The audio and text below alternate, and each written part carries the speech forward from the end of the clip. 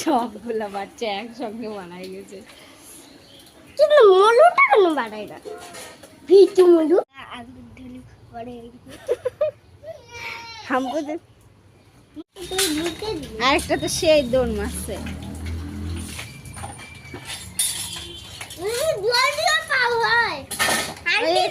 Aunty তোমাদের ঘরে যাচ্ছে।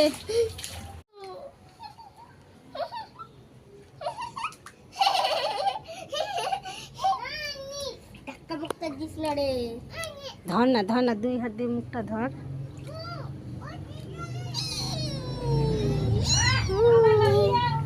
ধর ধর ধর, যা যা, কিছু করবে না। বলো বলো, দেখো বন্ধুরা আমাদের ঢোলু বড় হয়ে গেছে।